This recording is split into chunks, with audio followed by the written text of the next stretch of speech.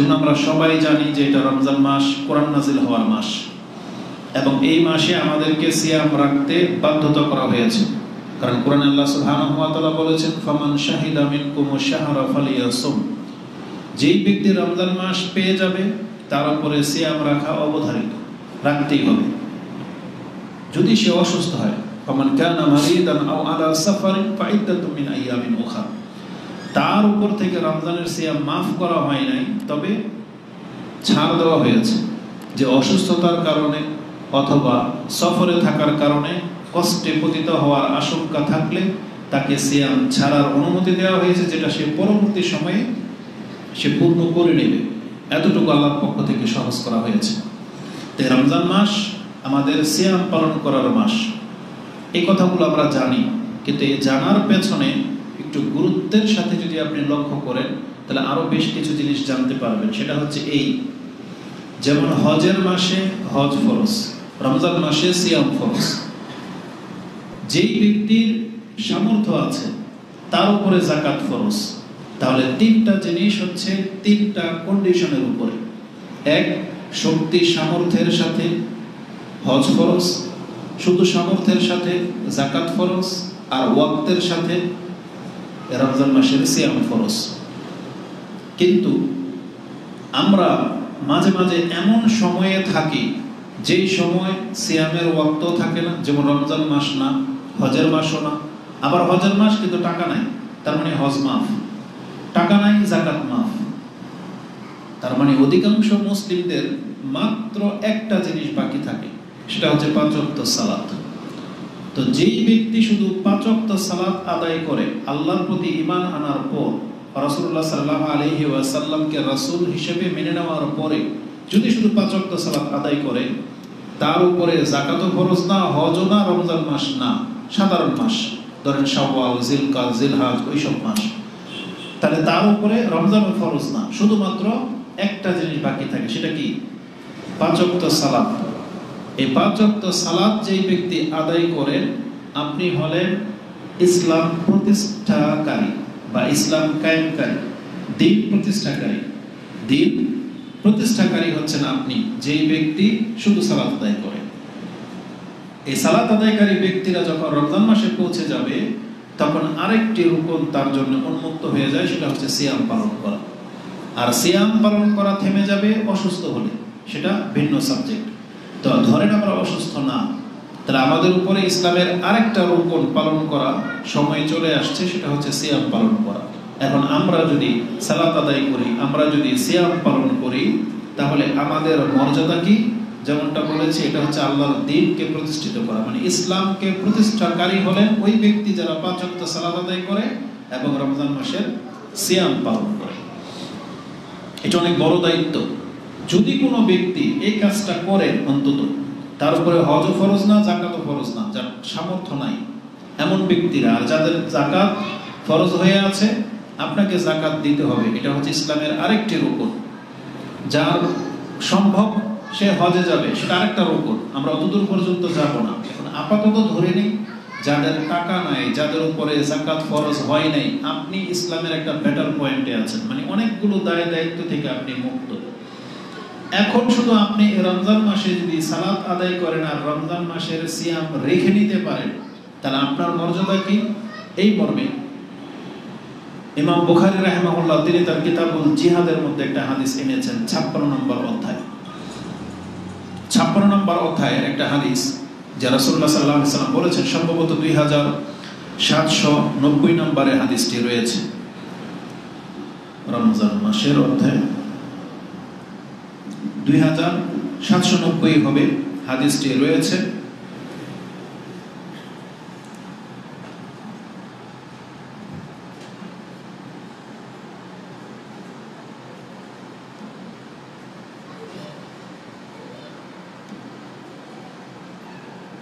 কথা বলতে বলতে বেরিয়ে যাবে, হাদিস নাম্বারটা একটু পরে বলতেছে আপনাকে। বুখারীতে জিহাদের অধ্যায় আছে 56 নম্বর অধ্যায়, এটা মনে রাখেন। জিহাদের অধ্যায় 56 নম্বর অধ্যায়ে রাসূলুল্লাহ সাল্লাল্লাহু আলাইহি ওয়াসাল্লাম থেকে একটা হাদিস পেশ করা হয়েছে, যে আবু হুরায়রা রাদিয়াল্লাহু তাআলা তার বর্ণনাকারী, রাসূলুল্লাহ সাল্লাল্লাহু আলাইহি ওয়াসাল্লাম বলেন, মান আমানা বিল্লাহি ওয়া বিরাসূলিহি ওয়া আকামুস সালাহ ওয়া সামা রমাদানা কানা হাক্কান আলাল্লাহি আইয়ুদখিলাহুল জান্নাহ হাজারা আও জাহাদা আও জালাসা ফি আরদিহি আল্লাতী উলিদা ফিহা।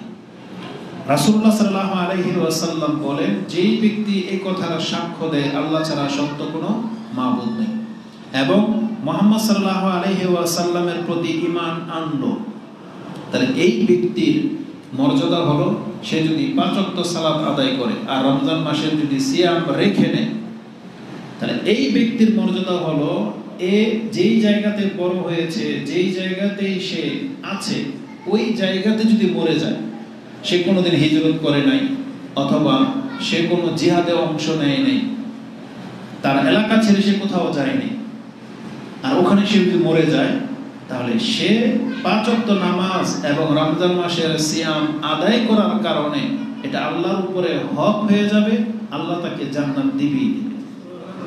মানে সে জিহাদ করুক আর না করুক, তারপরও সে জান্নাত পাবে। এই ভাষায় ইমাম বুখারী হাদিসটাকে কোট করেছেন যে হাক্কান আলাল্লাহি আইয়ুদখিলাহুল জান্নাহ, আল্লাহ তাকে জান্নাত দিবেই দিবে।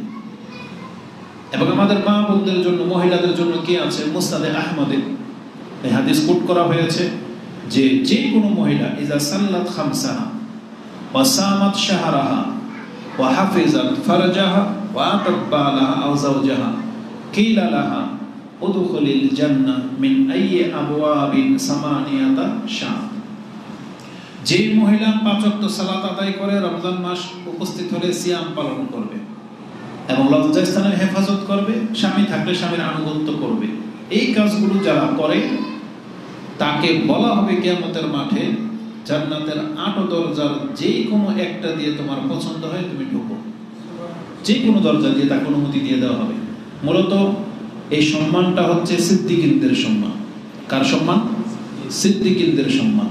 কারণ যারা সিদ্দিকিন তাদের সম্পর্কে এমনটা রয়েছে, যেমন আবু বকর রাদিয়াল্লাহু তাআলা আনহু বলতেছেন, মা আলা দরুরাতিন ইয়া রাসূলুল্লাহ, এটা জরুরি নয় যে কে কোন দরজা দিয়ে ঢুকবে বা সবগুলো দরজা দিয়ে ডাকা হোক, এটা জরুরি নয়। তবে এমনও কি কোনো ব্যক্তি আছে যাকে সব দরজা দিয়ে যাওয়ার অনুমতি দিয়ে দেওয়া হবে? তখন রাসূল বলেছেন, না, হ্যাঁ আছে। ওয়ারজু আন তাকুনা মিনহুম, আর আমি আশা করি তুমি তাদের একজন। আবু বকর রাদিয়াল্লাহু তাআলা বলেছিলেন রাসূল সাল্লাল্লাহু আলাইহি ওয়াসাল্লাম যে আমি আশা করি তুমি তাদের একজন যাকে জান্নাতের সব দরজা দিয়ে ডাকা হবে। তাহলে এটা হচ্ছে সিদ্দিকিনদের সম্মান। আর ওই সম্মানটা কাকে দিয়ে দেওয়া হবে? এই মহিলাদেরকে যারা অল্প কয়েকটা কাজ করবে, তার মধ্যে মুখ্য হলো 5 ওয়াক্ত সালাত, তারপর রমজান মাস আসলে সিয়াম পালন করা, আর যাদের স্বামী নেই লজ্জাস্থানের হেফাজত করবে, আর স্বামী থাকলে স্বামীর আনুগত্য করবে। ওগুলো হচ্ছে কন্ডিশনের সাথে। তা যারা এটা করবে তাদেরকে জান্নাতের 8 দরজা দিয়ে জান্নাতে প্রবেশ করার তৌফিক দিয়ে দেওয়া হবে। আর পুরুষ এবং মহিলা সবার জন্য আরেকটা ফজিলত রয়েছে, যে হাদিসটি ইবনে হিব্বানে আছে। রাসূলুল্লাহ সাল্লাল্লাহু আলাইহি ওয়াসাল্লামকে এক ব্যক্তি এসে জিজ্ঞাসা করেছেন, ইয়া রাসূলুল্লাহ, আরাআইতা লাউ আন্না শাহাদাতু আল্লা ইলাহা ইল্লাল্লাহ ওয়া আন্নাকা রাসূলুল্লাহ ওয়া আকামতুস সালাহ ওয়া আদাইতুজ যাকাত ওয়া সুমতু রামাদানা ওয়া কুমতুহু ফামিম্মান আনা। ওই ব্যক্তি সম্পর্কে আপনি কি বলবেন যে কথার সাক্ষ্য দেয় আল্লাহ ছাড়া সত্য কোনো ইলাহ নাই এবং আপনি আল্লাহর রাসূল, 5 ওয়াক্ত সালাত যদি কায়েম করে, রমজান মাসে যদি সিয়াম পালন করে, যদি যাকাত দেয় এবং রমজান মাসে যদি সিয়াম পালন করে এবং রাতে কিয়াম করে, তারাবি যেটা আমরা বলি, তাহাজ্জুদ যেটাই বলেন না কেন, রাতের নামাজ, নফল নামাজ, তাহলে তার মর্যাদা কি? কে সে? তখন রাসূলুল্লাহ সাল্লাল্লাহু আলাইহি ওয়াসাল্লাম বলেছেন, ফামিম্মান আনা ক্বালা মিনাশ শুহাদা'i ওয়াস মিনাস সিদ্দিকিনা ওয়াশ শুহাদা'i মিনাস শুহাদা'i ওয়াস সিদ্দিকিন বা সিদ্দিকিনা ওয়াশ শুহাদা, এইভাবে বলেছেন রাসূলুল্লাহ সাল্লাল্লাহু আলাইহি ওয়াসাল্লাম যে ফামিম্মান আনা ক্বালা মিনাশ শুহাদা'i ওয়াস সিদ্দিকিন। তার মানে যেই ব্যক্তি 5 ওয়াক্ত সালাত আদায় করে, যাকাত ফরজ হয়ে গেলে যাকাত দিবে, রমজান মাস পেয়ে গেলে সিয়াম রাখবে এবং রাতে কিয়াম করবে, তার মর্যাদা হয়ে যাবে শহীদ এবং সিদ্দিকীদের সমান।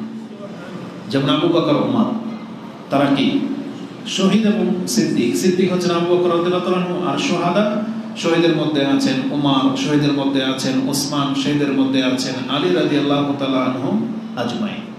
তাহলে তাদের মতন মর্যাদা পেতে হলে আপনাকে বর্তমানে এই 5 ওয়াক্ত সালাত, রমজান মাসের সিয়াম, টাকা থাকলে যাকাত, এগুলো দিতে হবে। এই যে বর্ণনাগুলো আপনার কাছে পেশ করা হলো, অধিকাংশ মানুষ আমরা জানি যে এগুলো আপনি জানেন, আপনার কাছে খুব সহজ কথা মনে হয়, কিন্তু আপনি একবার লক্ষ্য করে দেখেন তো এগুলোর চাইতেও কি কোনো দামি ইবাদত আছে যে এই ইবাদতগুলোর চাইতেও দামি বা এই ইবাদতগুলোকে হার মানিয়ে দেবে এমন কোনো ইবাদত আমাদের জানা মতে তো নাই। কারণ যদি থাকতো তাহলে আল্লাহ সুবহানাহু ওয়া তাআলা ইসলামের পিলারের মধ্যে সালাত রাখতেন না, জিহাদ রাখতেন। ইসলামের পিলারের মধ্যে যাকাত না রেখে লাখ টাকা রাখতেন, যে যারা লাখ টাকা দিবে তারা শুধু ইসলামের পিলারকে টিকাইবে। সিয়াম না রেখে আল্লাহ সুবহানাহু ওয়া তাআলা ওই যে হাজারো মিসকিনকে খাদ্যের ব্যবস্থা রাখতেন, যে যে ব্যক্তি 1000 মিসকিনকে খাদ্য খাওয়াতে পারবে সে ইসলামের পিলার, এগুলো রাখতেন, যেগুলো আমরা বড় করে দেখি। কি জিহাদ করা, নেতৃত্ব দেওয়া, যে ইসলামের পিলার হলো নেতা হওয়া, এটা রাখতেন।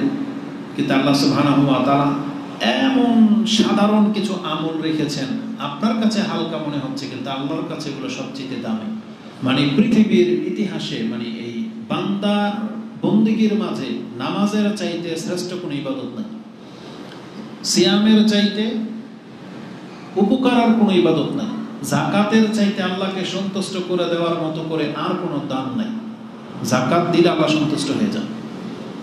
তাহলে এইগুলোকে আল্লাহ পিলার কেন করেছেন এটাকে আপনাকে একটু ভাবতে হবে। এই পিলারটা হচ্ছে বিল্ডিং এর মূল, আর মূলই হলো নামাজ। আল্লাহ বলেছেন যে ইসলাম বলছে রাসুল আমরু আল ইসলাম, একজন মানুষের বা সবকিছুর ব্যক্তিত্বের মূল্যায়ন হবে ইসলাম দ্বারা। রাসুল আমরু আল ইসলাম, একজন ব্যক্তিকে মূল্যায়ন করা হবে কিসের ভিত্তিতে? ইসলামের ভিত্তিতে। মানে যার ইসলাম নাই ওর কোনো মূল্য নেই, ও কিয়ামতের মাঠে কোনো পাত্তাই পাবে না। মূল্যায়নই করা হবে কিসের ভিত্তিতে? ইসলামের ভিত্তিতে। মানে যার ছায়া, মাথার ছায়া ইসলামের ছায়ার নিচে আছে, যে ইসলামের ছায়ার নিচে আসলো একে মূল্যায়ন করা হবে, এর পাপ দেখা হবে, এর নেকিকে মূল্যায়ন করা হবে। কিন্তু যার মাথার উপর ইসলাম নাই ওর কোনো কিছু পাত্তা পাতা হবে না কিয়ামতের মাঠে। ওর ভালো মন্দ বলে কিছু নাই, ওর খুবসুরতি হওয়া, ওর পয়সাওয়ালা হওয়া, ওর মান সম্মানী হওয়া, এটা দুনিয়াতেই পৃথিবীতেই শেষ। কিন্তু কিয়ামতের মাঠে তার কোনো মূল্যায়ন করা হবে না যার মাথার উপরে ইসলাম নাই। আর ওই ইসলামটা কিসের উপরে দাঁড়িয়ে আছে?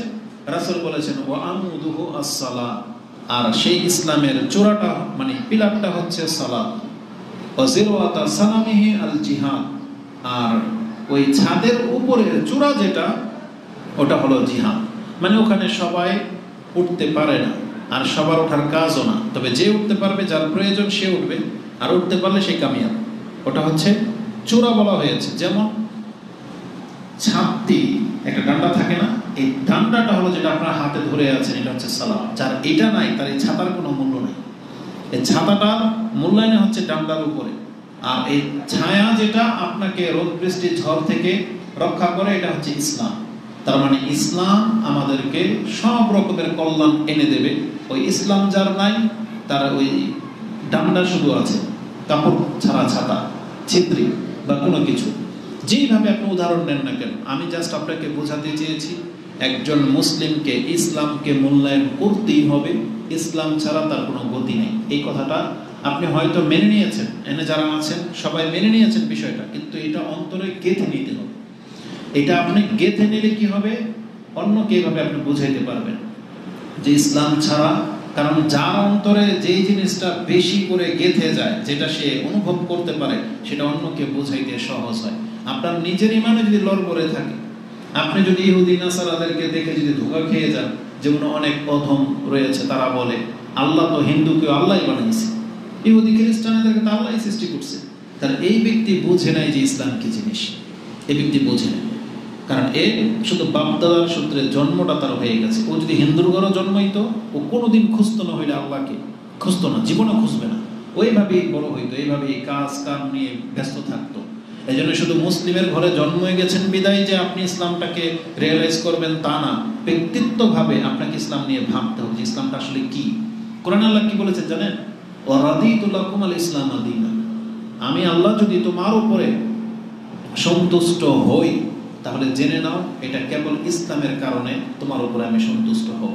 তোমার চেহারা, খুবসুরতি, তোমার ব্যক্তিত্ব দেখে না, তুমি ইসলাম গ্রহণ করেছ, ইসলাম মেনেছ, এই জন্য শুধু আমি তোমার উপরে সন্তুষ্ট হব। ওয়ারাদিতু লাকুম আল ইসলাম দীনা, কারণ আল্লাহর কাছে এটাই একমাত্র মনোনীত দিন, এছাড়া আল্লাহর কোনো কিছু গ্রহণ করবে না।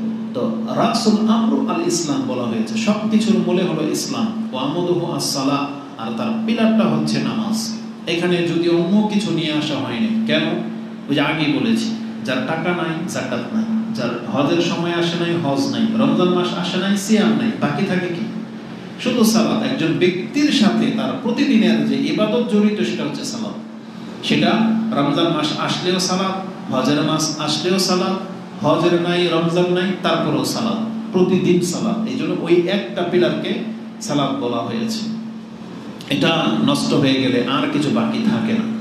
তো এই যে যে ইবাদতগুলো আছে, দেখেন শহীদের মর্যাদা পাবেন, ওখানেও 5 ওয়াক্ত সালাত, রমজান মাসের সিয়াম। সিদ্দিকিন হইতে পারবেন, ওখানেও তাই। জান্নাতের 8 দরজা খুলে যাবে, ওখানেও বলা হয়েছে ওই 5 ওয়াক্ত সালাত আর রমজান মাসের সিয়াম।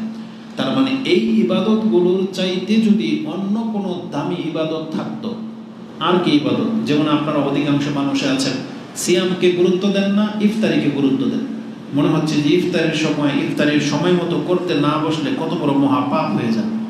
বেনামাজি কেউ দেখেছি ওইটাকে পাপ মনে করে, ইফতারি না করাটাকে, বুঝেন? ও সিয়াম রাখে নাই, ও ইফতারি না করাটাকে অপরাধ মনে করে। আর অনেক হিন্দু ও ভদ্রতার সাথে ইফতারি করে, মনে করে এটা একটা মানে নেকির কোনো কিছু। ইফতারিতে নেকি আছে, কিন্তু এই নেকি আপনাকে বাঁচাতে পারবে না, এই নেকি আপনাকে বাঁচাতে পারবে না। বরং ইফতারি তো হচ্ছে তার জন্য যে সায়েম ছিল, আপনি তো সারাক্ষণ ইফতারের মধ্যেই আছেন। ইফতার তো বলা হয় ক্ষুধার্তের পরে যেটা খাদ্য খাওয়া হয়, ওটা হচ্ছে ফতুর। ফতুর বলা হয় যে আপনি ক্ষুধার্ত, তারপরে যে খাদ্যটা আসলো এটাকে কি বলা হয় আরবিতে? ফতুর। তো যেটা সকালকার খাবারকে বলে ফতুর। তো সারাদিন যেহেতু আমরা না খেয়ে থাকি, এই জন্য সন্ধ্যার খাবারটা আমাদের জন্য হচ্ছে ইফতার। মানে আমি এখন ফাত্তারা সাইম, মানে এই যে সাইম ব্যক্তি ইফতার গ্রহণ করলো, এটা হচ্ছে ইফতার। তো এইটা আপনি তো সারাক্ষণই খাচ্ছেন, তাহলে আপনি আবার ফতুর ইফতার আপনার কোথা থেকে আসলো? ইফতার তো যখন আপনি প্রথম সিগারেট টান দিয়েছিলেন, চা খেয়েছিলেন, ওটা ছিল আপনার ইফতার, ওটা তো আপনি খেয়েই ফেলছেন। তো ইফতারের সময় আপনার আর কোনো মূল্য নেই। এটার উদাহরণ হলো ওই রকম, আমাদের মা বোনরা দেখবেন আজান হলে মাথায় কাপড় দেয় কিন্তু নামাজ পড়ে না, বুঝেন? মানে মাথায় কাপড় দেয় এটাকে অপরাধ মনে করে, কিন্তু এরপরে আজান শেষ মাথার কাপড় পরে যাবে, নামাজ কিন্তু পড়বে না, বুঝছেন? তা আমাদের অধিকাংশ মুসলিমদের চরিত্র হয়ে গেছে, ইফতারিতে খুব বেশি বাড়াবাড়ি করা হয়, কিন্তু সিয়ামের কোনো কদর নাই। কুরবানিতে গরুর মাংস নিয়ে খুব লাফালাফি, কিন্তু নামাজ পড়ে না। তো আমি কেন বুঝাইতে চাইলাম আপনাকে, আপনার পছন্দনীয় কর্ম বহু আছে, কিন্তু এগুলো দিয়ে আপনি নাজাত পাবেন না। আপনাকে নাজাত পেতে হলে, আল্লাহকে সন্তুষ্ট করতে হলে, এই যে জানাশোনা যে ইবাদতগুলো বললাম, এগুলোর মধ্যেই আপনার নাজাত, এগুলোর মধ্যে আল্লাহর সন্তুষ্টি।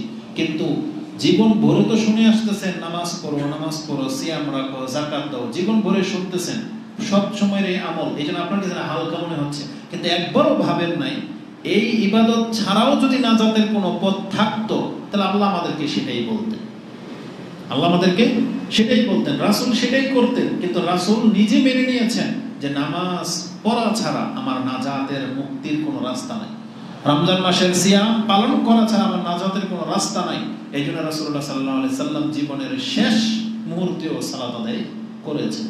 আর এর চেয়ে দামি ইবাদত আসলেই নেই। আপনি খোঁজেন, পুরো ইতিহাস খোঁজেন, আপনি দেখতে পাবেন এর চাইতে ভালো কোনো ইবাদত নাই, পৃথিবীতে কেউ আনতে পারবে না। যে ব্যক্তি নামাজ পড়েন না, তার মানে আপনি সবচেয়ে ভালো ইবাদত ছেড়ে দিয়েছেন। রমজান মাস আসছে, সিয়াম রাখবেন না, আপনার বদনসিব যে আপনি সবচেয়ে দামি ইবাদত থেকে আপনি মাহরুম। এই জন্য এগুলোকে মূল্যায়ন করতে হবে। তো রমজান মাসের সিয়াম এবং রমজান মাসে যদি অতিরিক্ত কেউ নফল সালাত আদায় করে, যেমন রাতের সালাত, তার মানে বলা হয়েছে তার অতীতের পাপগুলোকে মাফ করে দেওয়া হবে। যেই নামাজ সবসময় আছে, গত মাসেও ছিল, কিন্তু আপনি পড়েন নাই, কিন্তু আল্লাহ বলেছেন যদি অন্তত কেউ গুরুত্বের সাথে রমজান মাস যদি অন্তত কিয়ামুল লাইল করে, রাতের নামাজ পড়ে, মান কামা রমাদানান ঈমানান ওয়া ইহতিসাবান গুফিরা লাহু মা তাকাদ্দামা মিন যামবি। একটা মাস যদি সে কষ্ট করে ধৈর্যের সাথে নেকির আশায় যদি নামাজ আদায় করে, তাহলে আমি আল্লাহ তার অতীতের সব গুনাহগুলোকে মাফ করে দেব। লক্ষণীয় বিষয় কি জানেন? হাদিস কিন্তু বুখারীর ঈমানের অধ্যায় 37-38 নম্বর হাদিস, এটা 38 নম্বর বা 37 নম্বর হাদিস। আশ্চর্যের ব্যাপার হলো আল্লাহ কিন্তু নিজে ফরজ করে দেয় নাই যে তুমি রাতের কয় রাকাত নামাজ পড়বে, এটা কিন্তু আল্লাহ নির্ধারণ করে দেয়নি। আমাদের রাসূলও কিন্তু নির্ধারণ করে দেয়নি, কিন্তু আমাদের রাসূল সাল্লাল্লাহু আলাইহি সাল্লাম তিনি নিজে ব্যক্তিগতভাবে তিনি 8 রাকাত 10 রাকাত আদায় করতেন। ব্যক্তিগত, তিনি কাউকে বলেন না যে তুমিও করো। যদি আমাদেরকে বলা হয়েছে যে রাসূলের মাঝে তোমাদের জন্য উত্তম আদর্শ আছে, একজন ব্যক্তি যদি আকমালুল কামাল মানে সবচেয়ে উত্তম নামাজ পড়তে চায় তাহলে সে 8-10 রাকাত পর্যন্ত পড়ুক, কারণ এটা রাসূলুল্লাহ সাল্লাল্লাহু আলাইহি সাল্লাম করতেন প্রতি রাতে। যার ক্ষমতা নাই সে কাছাকাছি করুক, আর না পারলে 2 রাকাত পড়ুক। এটা ছিল আল্লাহ সুবহানাহু ওয়া তাআলার উদ্দেশ্য। কারণ রাসূলুল্লাহ সাল্লাল্লাহু আলাইহি সাল্লাম বলেছেন, বেশি ইবাদতের চাইতে আল্লাহর কাছে বেশি পছন্দনীয় যেই ইবাদতটা কন্টিনিউ করা হয়। আপনি যদি পুরো রমজান মাস জুড়ে যদি একটা মাপ উপরে রাখতে পারেন যে আমি প্রত্যেক রাত্রে 2 রাকাত হলেও পড়ব, যেদিন ভালো লাগতেছে 4 রাকাত পড়েন, যেদিন আরো ভালো 6 রাকাত পড়েন, তাহলে আপনি যত বাড়াবেন আপনি তত কল্যাণ প্রাপ্ত হচ্ছেন। কতক্ষণ পর্যন্ত? যতক্ষণ পর্যন্ত রাসূল থেকে এর ব্যতিক্রম কিছু প্রমাণ পাওয়া না যায়। তাহলে রাসূল থেকে প্রমাণিত আছে তিনি 8, 10, 11 বেতের সহ 11 তিনি পড়তেন, এবং কোনো বর্ণনায় 13 পর্যন্ত আছে। ওই যে অতিরিক্ত যে 2 রাকাত এটা রাসূলুল্লাহ সাল্লাল্লাহু আলাইহি সাল্লাম আদায় করতেন কোন একটা কারণে। সে কারণটা কি? নবীদের চরিত্র হলো যখন তারা কোনো কারণে একটা ইবাদত চালু করে দিতেন, তারা তাদের জীবনভর সেই ইবাদতটাকে কন্টিনিউ করতেন, তারা আল্লাহর জন্য সেটা করতেন। কারণ আল্লাহ সুবহানাহু ওয়া তাআলার সাথে তাদের বন্দেগীর খুব গাঢ় সম্পর্ক। রাসূলুল্লাহ সাল্লাল্লাহু আলাইহি ওয়াসাল্লাম কোনো একদিন যোহরের 2 রাকাত সুন্নত আদায় করতে পারেননি, টাইম পাস হয়ে গেছে। তিনি সেই 2 রাকাত সুন্নাহ আসরের পরে কাজা করেছিলেন। এই যে আসরের পরে 2 রাকাত নামাজ রাসূল সাল্লাল্লাহু আলাইহি সাল্লাম কাজা করলেন, এটা কোন একটা কারণে ঘটেছিল। কি কারণ? একটু আগে বলেছি, সে যোহরের 2 রাকাত সুন্নাত পড়তে পারেন না, এটা ছিল কারণ। কিন্তু আসরের নামাজের পরে কি কোনো নামাজ আছে? কোনো নামাজ নাই, নিষেধ করেছেন রাসূল নিজেই। কিন্তু তিনি তার পরবর্তী জীবনে ওই 2 রাকাত নামাজ সবসময় পড়তেন। আসরের পরে 2 রাকাত রাসূল নামাজ পড়তেন। কেন? ওইটা মূলত কোনো নামাজ ছিল না, কিন্তু রাসূলের স্বভাব হলো তিনি যখন কোনো কাজ শুরু করে দেন, কোনো একবার করেছেন, তিনি চেষ্টা করেছেন আল্লাহর জন্য, ওই ইবাদতটা তিনি আর ছাড়ে নাই। তিনি চাইতেন এটা অতিরিক্ত আমি আমার উপরে, তিনি তার উপরে এটা লাজিম করে নিয়েছিলেন যে বাকি দিন আমি বেঁচে থাকলে এই আসরের পরে আমি 2 রাকাত নামাজ আদায় করব। যদিও কোনো একটা কারণে তিনি আদায় করেছিলেন। আসরের নামাজের পর কোনো নামাজ নাই, এটা আমরা সবাই জানি, কিন্তু রাসূল করতেন। কেন? এটা রাসূল হওয়ার কারণে, মানে রাসূল নিজে থেকে এটা করতেন যে আমি একবার যখন কোনো কাজ শুরু করে দিছি, তিনি লজ্জা পেতেন আল্লাহর কাছে যে আমি কাজটা থামিয়ে কেন দেব। ধরে নেন কোনো কথার কথা, যে রাসূলুল্লাহ সাল্লাল্লাহু আলাইহি ওয়াসাল্লাম কোনো একদিন কথার কথা বলতেছে, এই দরজা দিয়ে ঢুকেছেন আর 10 টাকা দান করেছেন, তার এটা রাসূলের স্বভাব যে তিনি প্রতিদিনই এদিক দিয়ে আসবেন, 10 টাকা দিবেন। মানে এটা হচ্ছে এটা অভ্যাসগত আমলে পরিবর্তন করে নেওয়া, যেমনটা এই আসরের সালাতের পরে করতেন, যেমনটা রাতের নামাজে তিনি করতেন। একেবারে অপারগ হয়ে গেছেন রাসূলুল্লাহ সাল্লাল্লাহু আলাইহি ওয়াসাল্লাম, তখনও তিনি বেতের নামাজের পরে 2 রাকাত নামাজ বসে হলেও পড়তেন। এটা কোনো কারণে, কিন্তু তার থেকে যেটা স্থায়ী পাওয়া যায় সেটা হচ্ছে 11 রাকাত, 2 করে 10 তারপরে 1, অথবা 2 করে 8 তারপরে 3, অথবা 2 করে 6 তারপরে 5, অথবা একটানা 9। সব রকমেরই প্রমাণ পাওয়া যায়। কিন্তু আমাদের সমাজে এগুলো নিয়ে খুব বিশৃঙ্খলা আছে, আমরা ওদিকে যেতে চাচ্ছি না। আমি জাস্ট আপনাকে বোঝাতে চেয়েছি, আল্লাহ বলেছেন যেই ব্যক্তি রাতে অতিরিক্ত সালাত আদায় করবে তার অতীতের সব গুনাহ মাফ। আল্লাহ নিজে সংখ্যা নির্ধারণ করে দেয়নি, আর রাসূল নিজেও সংখ্যা নির্ধারণ করে দেয়নি। এটা আমরা আমাদের উপরে বোঝা চাপিয়ে নিয়েছি। এজন্য আমি বলবো আমাদের শিক্ষা এটাই, যারা যতটুকু তৌফিকে কুলাবে সে ততটুকু পড়েন, মিস করেন না, কিন্তু সুন্দরভাবে পড়তে হবে। এমন না যে এদের মতো ইন্দোনেশিয়ান কিছু ভিডিও ক্লিপ আমরা দেখতে পাই, এগুলো রং তামাশা ছাড়া কিছু না। এটা প্রশাসনিকভাবে নিয়ে আসা উচিত এবং এদেরকে শাস্তির আওতায় নিয়ে আসা উচিত যারা নামাজ নিয়ে এরকম দুষ্টামি ফাজলামি করে।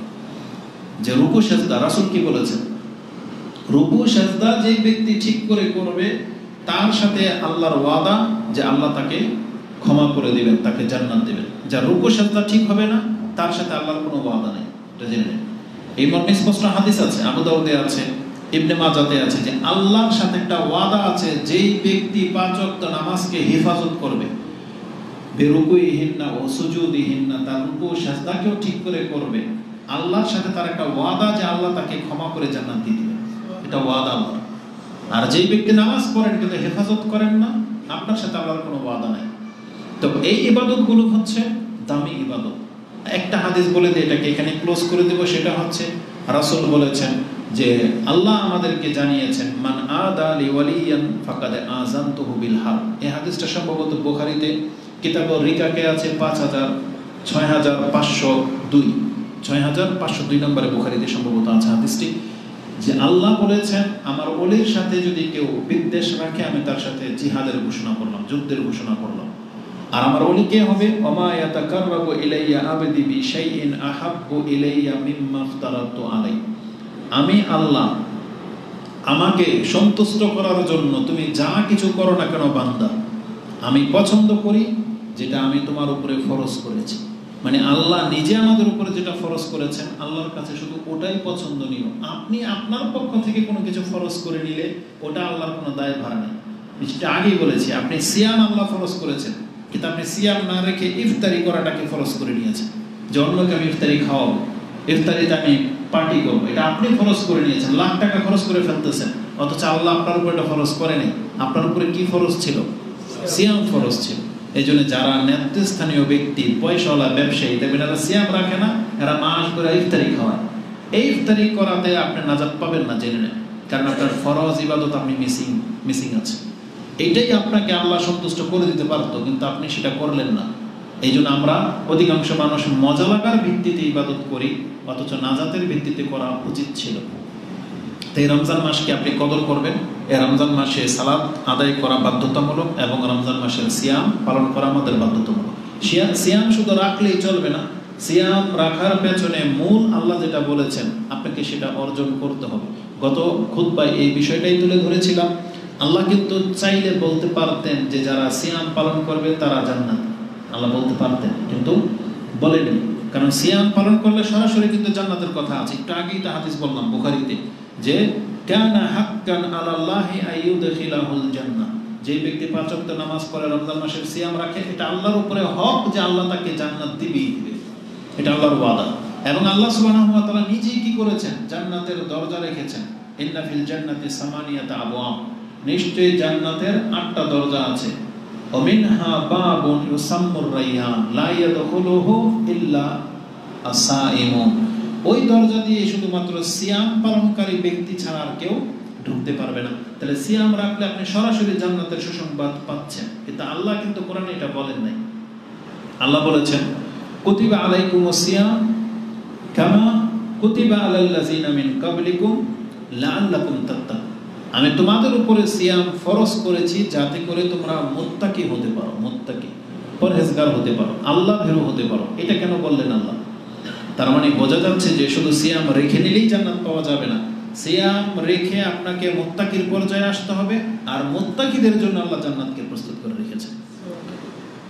কোরআন আল্লাহ বলেছেন না, উইদ্দাত লিল মুত্তাকিন। আল্লাহ সুবহানাহু ওয়া তাআলা সূরা আলে ইমরানের 133 নম্বর আয়াতে বলেছেন যে উইদ্দাত লিল মুত্তাকিন, আমি জান্নাতকে প্রস্তুত করে রেখেছি মুত্তাকিদের জন্য। তা আর সিয়াম আমাদেরকে মুত্তাকি বানাবে। প্রত্যেকটার আমলের সাথে একটা চেইন আছে। যেমন রাসূল কি বলেছেন, তোমরা কেউ জান্নাতে ঢুকতে পারবে না যতক্ষণ পর্যন্ত একে অপরকে ভালো না বাসবে, আর তোমরা ততক্ষণ পর্যন্ত একে অপরকে ভালোবাসতে পারো না যতক্ষণ পর্যন্ত একে অপরকে তোমরা সালাম না দিবে। তার মানে সালাম দিলে ভালোবাসা তৈরি হয়, আর ভালোবাসা প্রদর্শন করে দিলে জান্নাতে যাওয়া সহজ হয়ে যাবে। মানে চেইন আছে প্রত্যেকটা জিনিসের। তাহলে সিয়াম আমাদেরকে মুত্তাকি বানাবে। তাহলে এর জন্য কি করতে হবে? কিছু নীতিমালা আমাদেরকে ফলো করতে হবে। রাসূলুল্লাহ সাল্লাল্লাহু আলাইহি সাল্লাম বলেছেন, যেই ব্যক্তি মান লাম ইয়াদা কাউলা যুর ওয়াল আমালা বিহি, যেই ব্যক্তি মিথ্যা কথা ছাড়তে পারলো না আর মিথ্যা কাজ কারবারও ছাড়তে পারলো না, ফালাইসা লিল্লাহি হাজাতুন আইয়াদা তাআমাহু ওয়া শারাবা, তাহলে আল্লাহর কাছে কোনো প্রয়োজন নাই যে এই ব্যক্তি মিথ্যাই ছাড়তে পারে নাই, ও পানি না খেলেই কি আর খেলেই কি, আমার কিছু যায় আসে না। আল্লাহ বলেছেন যে আমার কিছু যায় আসে না, ও পানি খেলেই কি, তুমি মিথ্যা বলতেছো, তুমি সিয়াম রাখার দরকার কি, তুমি পানিও খেতে পারো, তুমি যা খুশি করো, এই মালবাসে যা খুশি করো, আমাদের কিছু যায় আসে না। কিন্তু আপনি যদি সিয়াম রেখে নেকি পেতে চান, তাহলে আপনাকে প্রথম মিথ্যা ছেড়ে দিতে হবে, মিথ্যা কাজ কারবার ছেড়ে দিতে হবে। বলা হয়েছে মান লাম ইয়াদা কাউলা যুর, যদি না ছাড়তে পারেন তাহলে এই সিয়ামের কোনো মানি হয় না। বরং আমাদেরকে এটাও জানানো হয়েছে লাইসা সিয়ামু মিনাল আকলি ওয়াশ শুরবি ফাকাত, শুধু খাদ্য আর পানি ছেড়ে দেওয়ার নাম তো সিয়াম না। সিয়াম যেহেতু বিরত থাকার নাম ছিল, এটার মধ্যে বেশি হক রাখে আপনি আগে পাপ ছেড়ে দেন। মিথ্যা বলা, ঠকানো, এই রাস্তাঘাটে অযথা ঘোরাফেরা করা, অযথাই ঘুমিয়ে থাকা, এই যত রকমের অভদ্রতা আছে এগুলো ছেড়ে দেন। আপনাকে বলা হয়েছে যে জিনিসটা আপনি ছাড়বেন সেটা হচ্ছে মিথ্যা, নোংরামি, ফাহেসা, তারপরে লাভ মানে হচ্ছে যে কোনো নিরর্থক অনর্থক কাজ। ইন্নামা সিয়াম মিনাল লাগবি ওয়ার রাফাস, বলা হয়েছে সিয়াম তো হলো লাভ এবং রাফাস থেকে বিরত থাকার নাম। খাদ্য আর পানি থেকে বিরত থাকা এটা যথেষ্ট না, এটার নাম শুধু সিয়াম না। আল্লাহর উদ্দেশ্য ছিল যে তোমার জন্য যেটা হালাল, তুমি নিজেই যখন এটা থেকে বেঁচে আছো, তাহলে যেটা তোমার জন্য অলরেডি হারাম, তাহলে এটাকে কতটা গুরুত্ব দেওয়া দরকার ছিল। কিন্তু আমরা এতটা নির্বোধ, দেখেন আমরা পানি খাই না, খাবার খাই না, কষ্ট হচ্ছে, কিন্তু চোখ দিয়ে খারাপ কিছু দেখা থেকে দূরে থাকি না, কান দিয়ে গান শোনা থেকে বিরত থাকতেছি না। কেন? অথচ আমাদেরকে বলা হয়েছে ইন্নামা সিয়ামু মিনাল লাগবি ওয়ার রাফাস, সিয়াম তো হলো লাগব এবং রাফাস যৌনাচার থেকে বেঁচে থাকার না, এটা ছিল সিয়াম। এই জন্য রাসূলুল্লাহ সাল্লাল্লাহু আলাইহি সাল্লাম বলেছেন, কত ব্যক্তি আছে এগুলোকে গুরুত্বের সাথে না নেওয়ার কারণে রুব্বা সাইমিন লাইসা লাহু মিন সিয়ামিহি ইল্লাল জু, কত সাইম ব্যক্তি আছে সিয়াম তো রাখে কিন্তু খিদার কষ্ট ছাড়া আর তার তকদিরে কিছুই জুটে না। কিয়ামতের মাঠে দেখবি কোনো নেকি নাই, শুধু খিদা লেখা আছে, খিদা আর পিপাসা লেখা আছে। এমনটা যেন আমরা না হই। অবশ্যই সিয়ামের যেটা মূল উদ্দেশ্য আমাদেরকে সেটা অর্জন করতে হবে, সেটা কি? তাকওয়া। আর তাকওয়া অর্জন করতে পারলে আপনি শুধু জান্নাত পাবেন তা কিন্তু না। জান্নাত আল্লাহ কি বলেছেন কোরআনে? ইন্নাল্লাহা ইউহিব্বুল মুত্তাকিন, আল্লাহ মুত্তাকিদেরকে ভালোবাসেন। ইন্নাল্লাহা মাআল মুত্তাকিন, আল্লাহ মুত্তাকিদের সাথে আছেন। ইন্নামা ইয়াতাকাব্বালুল্লাহু মিনাল মুত্তাকিন, আল্লাহ যদি কারো কাছ থেকে গ্রহণ করে থাকেন কোনো কিছু, তাহলে শুধু মুত্তাকিটা গ্রহণ করেন, মানে যারা আল্লাহ ভীরু, আল্লাহ শুধু তাদের ইবাদত গ্রহণ করেন। একজন ব্যক্তি পাহাড় সমান দান করে দিবে, সে যদি মুত্তাকি না হয় আল্লাহ গ্রহণ করবে না। বরং কাফেরদের সম্পর্কে কি আছে? তারা কাল কিয়ামতের মাঠে আসবে এবং আল্লাহ বলবেন, তারা যদি পুরো পৃথিবী গড়া স্বর্ণ আল্লাহর কাছে পেশ করে দেয় আর যদি বলে আল্লাহ আমাকে জাহান্নাম থেকে মুক্ত করে দেন, আপনি গ্রহণ করেন, আল্লাহ বলছেন ফালা ইউকবালা মিনহু, আমি তাদের কাছ থেকে গ্রহণ করব না। আল্লাহ পৃথিবী গড়া স্বর্ণ গ্রহণ করতে প্রস্তুত না, প্রত্যাখ্যান জানাচ্ছেন। আর মুত্তাকিদের সম্পর্কে আল্লাহ বলেছেন ইন্নাল ইযা মুসলিম মা মিন মুসলিমিন ইয়াতাসাদ্দাকু বিসাদাকাতিন মিন কাসবিন তাইয়্যিব মিন তামরাতিন, একজন মুসলিম যদি তার হালাল ইনকাম থেকে একটা খেজুর পরিমাণ দান করে, ইয়াতাকাব্বালুল্লাহু বিয়ামিনিহি, আল্লাহ সেটা তার ডান হাতে গ্রহণ করে। বুঝেন কথা? একদিকে পুরো পৃথিবী ভরা স্বর্ণ দিতে চাচ্ছে, আল্লাহ বলছেন নিব না তোমার কাছ থেকে। আর অপরদিকে মুত্তাকিদেরকে আল্লাহ বলতেছেন, তুমি যদি একটা খেজুর পরিমাণ দান করো, যাও আমি আমার ডান হাতে গ্রহণ করব। আল্লাহ সেটা তার ডান হাতে গ্রহণ করে থাকেন। ওয়ায়ুরাব্বিহা বিসাহিবিহি, এবং আল্লাহ সেই দানটাকে বাড়ান ওই ব্যক্তির জন্য যে এতটুকু দান করেছে, কিন্তু আল্লাহ সেটাকে এতটুকু রাখেন না, আল্লাহ নিয়ে এটাকে বাড়াতে থাকেন। আজকে আমাদের কাছে যদি কোনো এনজিও, কোনো ব্যাংক যদি অফার দেয়, তুমি 1 লাখ দাও, আমি তোমার 5 বছর পরে 2 লাখ করে দেব, লাইন ধরে থাকে মানুষ, লাইন 1 লাখের বিনিময়ে 2 লাখ লাইন ধরে আছে। অথচ আমরা জানি এগুলো সুদ, আমরা জানি এগুলো হচ্ছে হারাম, তারপরে হারাম খোররা লাইন ধরে থাকে, কত যুক্তি খাটায়। আর যেখানে আল্লাহ বলেছেন তুমি যদি আমাকে এতটুকু খেজুর দান করো, এতটুকু যদি দান করো, আমি আল্লাহ তোমাকে এটাকে পাহাড় সমান নেকি দিয়ে পরিবর্তন করে দেব।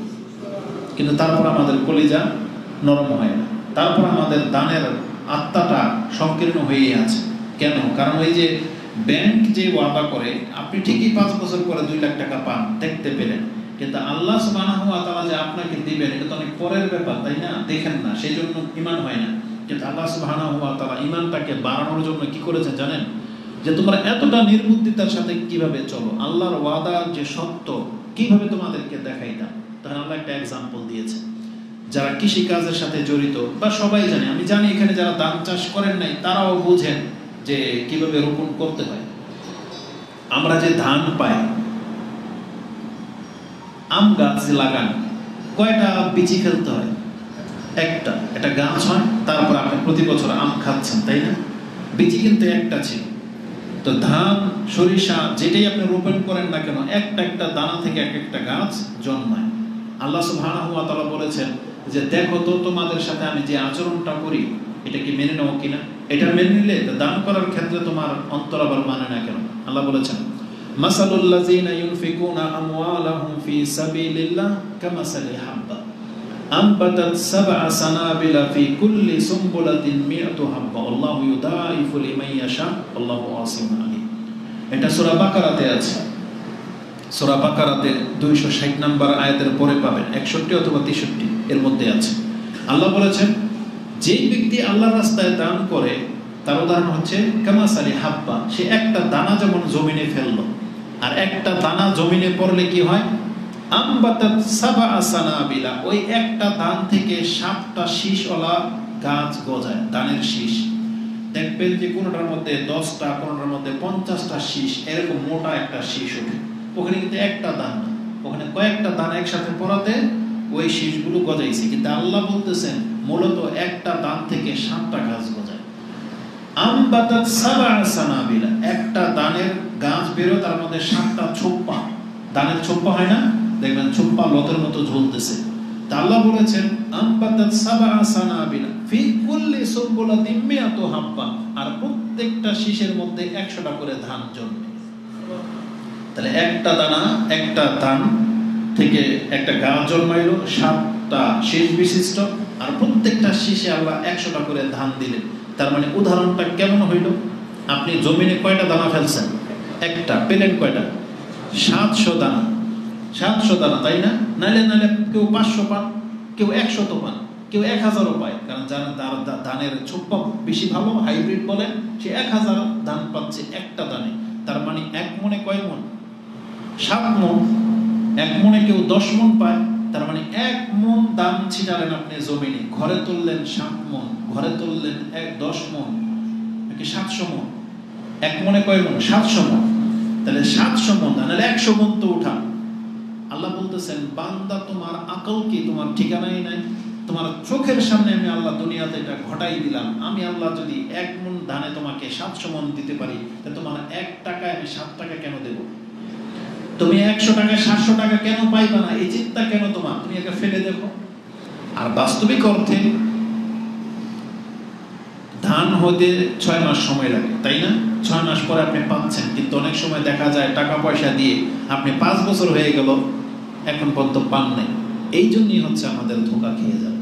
কিন্তু আপনি ভুলে গেছেন আল্লাহ সুবহানাহু ওয়া তাআলা 3টার একটা অবশ্যই করে। কোন ব্যক্তি যদি দান করে, দানটা যদি আল্লাহ কবুল করেন, আল্লাহর একটা ওয়াদা আছে, তারা সমান সমান আপনাকে ফেরত দিবেন। এটা আল্লাহর একটা চুক্তি। যে ব্যক্তি দান করবে, যত টাকা আপনি ধরেন হজ করতে গেলেন, আপনি যান 5 লাখ টাকা খরচ হবে, 10 লাখ টাকা খরচ হবে, আপনি ফিরে আসেন হজ করে, দেখবেন কিছুদিনের মধ্যে আপনার ওই ঘাটতি মনে হবে না। কোত্থেকে 10 লাখ পুরা হয়ে যাবে না, টেরও পাবেন। আল্লাহ এটা স্থলাভিষিক্ত করে দেবে। এটা আল্লাহর ওয়াদা যে দান করলে তার মাল থেকে কমে না, এটা আল্লাহ তাকে দিয়ে দেবে। ইউরবিস সাদাকা, আল্লাহ এটা ওয়াদা করেছেন।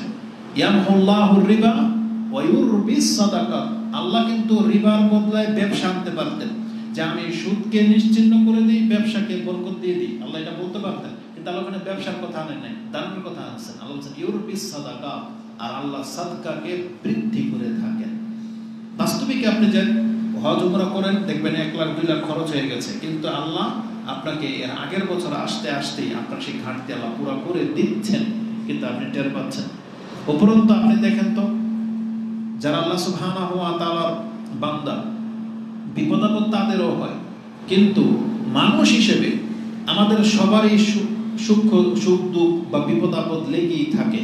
আপনার আমারও হতে পারতো, এমন একটা রোগ হতে পারতো যে রোগে প্রতিদিন আপনার 10,000 টাকা নেমে যেত, যে রোগে মাসে আপনার 10,000 টাকার ওষুধ লাগতো। কিন্তু আমরা যারা সেই রোগ থেকে মুক্ত। তাহলে ওই ঔষধের যে টাকাটা, যেটা আমার একটা বড় ধরনের অসুখ হয়ে গেলে আমার যে টাকাটা লাগতো, তখন কিন্তু আপনি এটা দেখতেন না যে আমি ওষুধ খাবো না, কারণ আমি ঘরে খাবো কি। আপনি কিন্তু এটা দেখেন না। কোনো ওষুধ খুরকে আছেন এটা চিন্তা করেন, সেটা বাপ মার হোক, নিজের হোক, স্ত্রীর হোক। ঔষধের ক্ষেত্রে আপনি 500 টাকা লাগলে 500 দিয়ে কিনতেছেন, 5000 লাগলে 5000 টাকা দিয়ে ওষুধ কিনতেছেন। তখন কিন্তু এই চিন্তাটা আসে না, আর আমি তো ফতুর হয়ে যেতেছি, আমি তো ফকির হয়ে যাচ্ছি, আমার তো ঘর সংসার চালাতে পারতেছি না। প্রয়োজনে আপনি অন্য খাবার কম খাচ্ছেন, ওষুধ বেশি খাচ্ছেন। কিসের জন্য? বেঁচে থাকার জন্য। তাহলে আল্লাহ যেহেতু আমাদেরকে অসুস্থ করেন নাই, তাহলে ধরে নেন আমরা সবাই অসুস্থ। কারণ আল্লাহ নিজে বলেছেন যে তোমরা সবাই ফকির, আমি আল্লাহ ধনী। তোমরা সবাই উলঙ্গ, আমি যাকে কাপড় পরাই। তোমরা সবাই ক্ষুধার্ত, আমি যাকে খাদ্য খাওয়াই সে ছাড়া। তাহলে ধরে নেন আমরা সবাই অসুস্থ। আমরা যখন অসুস্থ হয়ে যাই, আল্লাহ আমাদেরকে সুস্থ করে। তাহলে ধরে নেন আমরা সবাই এখন অসুস্থ, তাহলে আমাদের মাসে অন্তত 5000 টাকার ওষুধ লাগবে, 100 টাকার নাইলে ওষুধ লাগবে। তাহলে ওই 100 টাকা এখন দান করতে পারি না কেন আমরা? আমাদের কেন এখন কষ্ট হয়, কেন আমরা সেটা করি না? আল্লাহ ওষুধ দিয়ে দিলে কিন্তু আপনি 5000 টাকা দিয়ে ওষুধ কিনতে বাধ্য। তো এইভাবে আপনি চিন্তা করবেন। এই জন্য আল্লাহ সুবহানাহু ওয়া তাআলা আমাদেরকে বিভিন্নভাবে পরীক্ষা করেন। অবশ্যই আমাদেরকে দানের হাতকে লম্বা করতে হবে। আপনি কি জানেন যে দান সদকা করা, মূল কথাতে আসি, মূল কথা হলো আমাদেরকে যে কোনো কল্যাণকর কাজে আগে বাড়তে হবে। এই যে রমজান মাস এসেছে আমাদেরকে কল্যাণ অর্জন করার জন্য। আল্লাহ কি বলেছেন? রাসূলুল্লাহ সাল্লাল্লাহু আলাইহি সাল্লামের মাধ্যমে আমাদেরকে জানানো হয়েছে, ইযা কানা আউয়ালু লাইলাতিন মিন শাহরি রমাদান, রমজান মাসের প্রথম রাত যখন পৃথিবীতে আসে, আল্লাহর পক্ষ থেকে আহ্বান করা হয়, ইয়া বাগিয়াল খায়র আকবিল ওয়া ইয়া বাগিয়াশ শার আকসির, হে কল্যাণকামী তুমি আগে বাড়ো, হে অকল্যাণকামী তুমি থেমে যাও।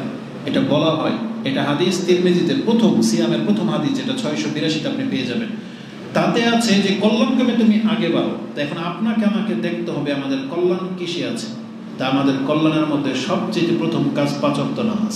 আমাদের কল্যাণের সবচেয়ে মূল রমজান মাসের কাজ হচ্ছে সিয়াম পালন করা। আমাদের কল্যাণকর কাজ হচ্ছে সিয়াম অবস্থায় সারাক্ষণ কোরআন পড়া। এটা কল্যাণকর কাজ। দোয়া করা, কারণ যেই ব্যক্তি দোয়া করবেন, এই রমজান মাসে প্রত্যেকটা মুসলিমকে মুস্তাজাবু দাওয়া করে দেওয়া হয়েছে। দাওয়াতুন মুস্তাজাবাতুন বলা হয়েছে, লিকুল্লি মুসলিমিন মিন কুল্লি মুসলিমিন দাওয়াতুন মুস্তাজাবাতুন, ইয়ানি ফি রমাদান, রমজান মাসে দিনে এবং রাতে প্রত্যেক মুসলিমকে আল্লাহ মুস্তাজাবু দাওয়া করে দেন। আপনি দোয়া করতে থাকেন, তার মধ্যে একটা দোয়া দিনে কবুল হবে, রাতে দোয়া করতে থাকেন, তার মধ্যে রাতে একটা দোয়া কবুল হয়ে যাবে। এটা ওয়াদা রয়েছে। তাহলে এটা কল্যাণকর কাজ, আগে বাড়েন, দোয়া করতে থাকেন। তাহলে আমরা দোয়া কল্যাণকর কাজ পেলাম, নামাজ পড়া, সিয়াম রাখা, কোরআন পড়া, দোয়া করা। তারপরে এই কল্যাণগুলোর মধ্যে সব থেকে আরেকটা পাওয়ারফুল কল্যাণ হচ্ছে দান সদকা করা, মানে কিছুটা অর্থের খরচ করা। রাসূলুল্লাহ সাল্লাল্লাহু আলাইহি ওয়াসাল্লাম থেকে ইমাম মুসলিম কোট করেছেন যে আলা কুল্লি মুসলিমিন সাদাকাতুন, প্রত্যেকটা মুসলিমের উপরে কিন্তু প্রতিদিন সাদকা করা ফরজ। জেনে নেন, সাদকা মানে টাকা খরচ করা না। সাদকা মানে সাদকার নেকি আপনাকে প্রতিদিন অর্জন করতেই হবে। কিভাবে? হয় একটা ভালো কাজের আদেশ করেন, রাস্তায়, বাড়িতে, যেখানে সেখানে, অথবা একটা মন্দ কাজ হচ্ছে নিষেধ করেন, এটা করতেই হবে। না পারেন 2 রাকাত নামাজ পড়েন এক্সট্রা ভাবে, এটা হচ্ছে করতেই হবে। না হয় রাস্তার মধ্যে কষ্টদায়ক একটা বস্তু পড়ে আছে, তুলে ফেলে দেন। মানে আপনার চোখের সামনে এমন কোনো অপ্রীতিকর কোনো জিনিস থাকতে পারবে না যেটা মুসলিমদের জন্য ক্ষতিকর, ওটাকে আপনি সহায় দিতে হবে। না পারলেন, একজন ব্যক্তি ফেসে গেছে, গাড়ি আটকে গেছে, কিছু ধাক্কাটা তুলে দেন। মানে এই রকমের কোনো না কোনো একটা কাজ প্রতিদিন মুসলিমের উপরে ফরজ, করতেই হবে। আর না পারলে কিছু টাকা দান করেন, যা সামর্থ্য আছে, কেউ হাত পাতল দিয়ে দেন, তার মানে ওই দিনকার সাদাকা হয়ে গেল। তার মানে আলা কুল্লি মুসলিমিন সাদাকাতুন, প্রত্যেকটা মুসলিমের উপরে সাদকা করা মানে তার নিজে থেকে কিছু খরচ করা, সেটা তার শক্তি হোক, মেধা হোক, অর্থ হোক, খরচ করাটা আমাদের উপরে ফরজ। এটি ইমাম মুসলিম কোট করেছেন, হাদিস সম্ভবত 2223 নম্বরে পেয়ে যাবেন। সাদাকা করা মানে অর্থ সম্পত্তি খরচ করা, এটা এতটা গুরুত্বপূর্ণ। কোরআনে আল্লাহ সুবহানাহু ওয়া তাআলা কিভাবে বলেছেন জানেন? যে মৃত্যুর পূর্বে তুমি সাদাকা করো, মৃত্যু আসার আগে। ওখানে অনেক ইবাদতের কথা আপনি বলতে পারতেন। আল্লাহ বলতেন যে তুমি মৃত্যুর আগে 2 রাকাত নামাজ পড়ে নাও, একটা সিয়াম রেখে নাও, কিন্তু এটা লং প্রসেস। কিন্তু আল্লাহ বলেছেন মৃত্যু তো যখন তখন আসতে পারে, তাহলে মৃত্যুর আগে হলে তুমি একটু সাদকা করে নাও। প্রত্যেকটা ব্যক্তি যখন মরে যাবে, মরার সময় সেই কথাটাই বলবে, লাউলা আখারাতানি ইলা আজালিন কারীব লা আসাদদাকা ওয়া আকুম মিনাস সালিহিন। আল্লাহ তুমি যদি আরেকটু সময় আমাকে ছেড়ে দাও, আমি এক্ষণ সাদকা করবো, এক্ষণ একটু দান সাদকা করবো, আর আমি সৎকর্মশীল হয়ে তোমার কাছে ফিরে আসবো। তার মানে বোঝা যাচ্ছে যে এটা একটা শর্ট আমল, যা দ্রুত করা যায়, পকেটে যা আছে তার সাথে সাথে দিয়ে দেওয়া যাবে। নামাজ পড়তে হলে ওযু করতে হবে, নামাজ পড়তেও 10 মিনিট সময় লাগে, 5 মিনিট সময় লাগবে, কিন্তু দান সাদকা করতে 1 মিনিটও সময় লাগে না। পকেটে হাত দিবেন, দিলেন, বাস হয়ে গেল। এটা এই জন্যই বলা হয়েছে মৃত্যুর পূর্বে যে আমাকে একটু সময় দেন, আমি একটু সাদকা করে আসি। প্রত্যেকটা ব্যক্তির এটা আকাঙ্ক্ষা থাকবে। এবং আল্লাহ সুবহানাহু ওয়া তাআলা বলেছেন কিয়ামতের মাঠে জানো কি ঘটবে, সেখানে কোনো বেচা বিক্রি চলবে না। মানে আপনি ফেসে গেছেন, সেখানে কোনো ফেরেশতাকে ঘুষ দিবেন যে কিছু রাখেন, আমাকে একটু ছাড়েন, এটা হবে না। এমন একটা ফান্ড যে ঠিক আছে জরিমানা দাও, চলে যাও। যেমন রাস্তায় পুলিশ ধরলে একটা জরিমানা চেক দেয় না আপনাকে, যে তোমার উপর এত টাকা ফাইন। কিয়ামতের মাঠে এটা হবে না, যে কোনো ব্যক্তিকে আটকে দেওয়া হয়েছে কোনো পয়সাওয়ালা, তাকে বলা হবে না যে তুমি এখান থেকে বাঁচার জন্য এত টাকা এখন আল্লাহর ফান্ডে দাও। আপনাকে এই কথা বলা হবে, লা বাইউন ফি, সেখানে কোনো বেচা বিক্রি চলবে না। আর ওয়ালা খুল্লা, সেখানে কোনো খালিল মানে অন্তরঙ্গ বন্ধুত্ব চলবে না। দুনিয়াতে দেখেন, পুলিশ যদি ডিফেন্সের এমনকি জজ পর্যন্ত, মন্ত্রী এমপি যদি আপনার বন্ধু হয়, অনেক অপরাধ মাফ, তারা ছেড়ে দেয়। আমার বন্ধু আছে, ছেড়ে দেয়, ফোন দিয়ে দেয়, আচ্ছা ওকে ছেড়ে দেন, বলে না? কিন্তু আল্লাহ বলেছেন ওয়ালা খুল্লা, বিচারের মাঠে এই বন্ধুত্ব চলবে না, যে কোনো ব্যক্তি এসে আপনাকে আগ বাড়িয়ে সামনে আসবে, এসে বলবে যে আমার বন্ধু ছেড়ে দেন, বা আমি একটু নেকি দিয়ে দিচ্ছি, বা আমার ওর থেকে একটা পাপ নিয়ে নিচ্ছি। আল্লাহ বলছেন ওয়ালা খুল্লাতু, আর ওয়ালা শাফা, আর সেখানে কোনো সুপারিশও চলবে না। আপনি ফেসে গেছেন, কেউ এসে আপনাকে সুপারিশ করবে যে আল্লাহ এবারের মতো ওকে মাফ করে দেন, ছেড়ে দেন, এটাও হবে না। আল্লাহ বলেছেন ইয়া আইয়ুহাল্লাযীনা আমানু আনফিকু মিম্মা রাযাকনাকুম মিন ক্বাবলি আইয়াতিয়া ইয়াওমুন লা বাইউন ফীহি ওয়ালা খুল্লাতুন ওয়ালা শাফা ওয়াল কাফিরুনা হুমুজ জালিমুন। এই আয়াতটা আপনি মনে রাখার জন্য বলে দিই, এটা আয়াতুল কুরসির আগের আয়াত। আয়াতুল কুরসি হচ্ছে সূরা বাকারা 255, এটা হচ্ছে 254 নম্বর আয়াত। যে আল্লাহ বলেছেন সেই দিন আসার আগেই তুমি দান করো। তার মানে আমি বোঝাতে চেয়েছি ক্রিটিক্যাল অবস্থায় আল্লাহ শুধু দানের কথা ইঙ্গিত করেছে, একবারে ক্রিটিক্যাল যেখানে যেই বিষয়গুলো আছে। যেমন রাসূলুল্লাহ সাল্লাল্লাহু আলাইহি ওয়াসাল্লাম বলেছেন ইয়া মাশারান নিসাই তাসাদ্দাকনা ওয়া আকসিরনাল ইস্তিগফার, হে মহিলারা তোমরা বেশি বেশি ইস্তিগফার করো আর যথাসম্ভব দান সাদকা করো। কেন? ফাইন্নী রাআইতু আকসারাকুন্না আহলিন নার, আমি তোমাদের অধিকাংশদেরকে জাহান্নামে দেখেছি। এটা ক্রিটিক্যাল অবস্থা, কঠিন অবস্থা, যে বহু মানুষ জাহান্নামে। কারা যাবে না? যারা বেশি ইস্তিগফার করে, আল্লাহর কাছে ক্ষমা চায়, এবং যারা দান সাদকা করে। এটা ইমাম মুসলিম তার ঈমানের অধ্যায়ে হাদিস এনেছেন, যেটা 144 আপনি পেয়ে যাবেন। তো দান সাদকা এটা আপনাকে সব থেকে বেশি প্রোটেক্ট যেটা করবে, সেটা হচ্ছে জাহান্নামের আগুন থেকে বাঁচাবে। এবং রাসূলুল্লাহ সাল্লাল্লাহু আলাইহি ওয়াসাল্লাম বলেছেন খুব শীঘ্রই একটা সময় আসতে যাচ্ছে লাইসা বাইনাহু ওয়া বাইনাহু তরজুমান, এবং ইমাম বুখারী বলেছেন লাইসা বাইনাহু ওয়া বাইনাহু হিজাব, তার মাঝে আর আল্লাহর মাঝে কোনো পর্দা থাকবে না, কোনো দ্বিভাষী থাকবে না। সেখানে ফেস টু ফেস আল্লাহর সাথে সরাসরি আপনাকে আমাকে কথা বলতে হবে।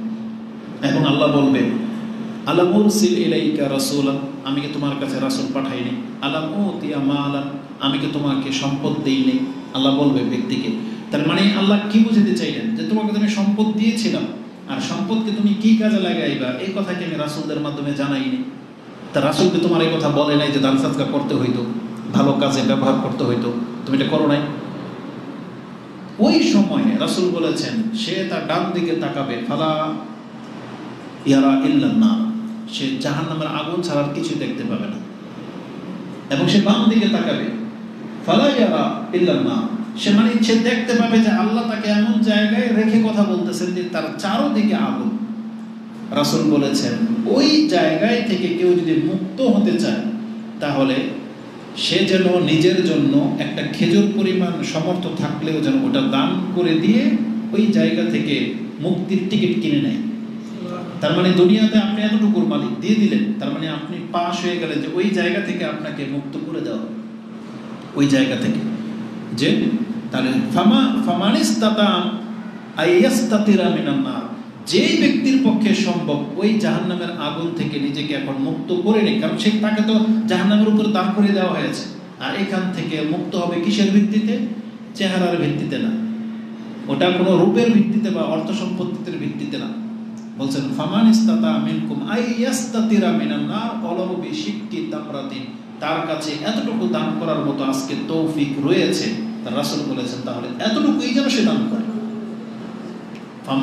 ফামান লাম ইয়াস্তাতি, আর যেই ব্যক্তির এতটুকু নাই দান করার মতো, তাহলে সে যেন ভালো কথা বলে, ফালিয়াকুল খায়র, সে যেন উত্তম কথা বলে, অথবা লা ইলাহা ইল্লাল্লাহ বলবেন সব সময়, অথবা যে ব্যক্তি চাইতে আসলো তাকে বলবেন যে ক্ষমা করেন, আল্লাহর কাছে চান, আল্লাহ আপনাকে আমাকে সহজ করুন, যে কোনো একটা ভালো কথা বলতে হবে।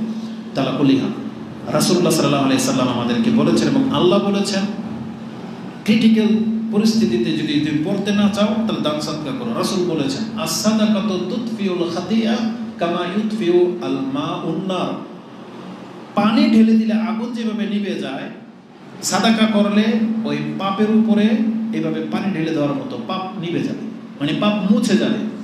যেমন ধরুন আপনার খাতার মধ্যে লেখা আছে পাপ, আপনি সাদাকা করলেন, এটা ইরেজারের মতো, এই সাদাকা গিয়ে ওই পাপের উপরে টেপ মেরে দিবে, মানে পাপটাকে মুছে দিবে, ধুয়ে দিবে। যেমন দেয়ালে ময়লা আছে, পানি মেরে দিলে ময়লা পরিষ্কার হয়ে যায়, তার রাসূল বলেছেন দান করলে ওই পাপের লেখার উপরে মানে পরিষ্কার পড়ে যায়, ওই পাপ মাফ হয়ে যায়।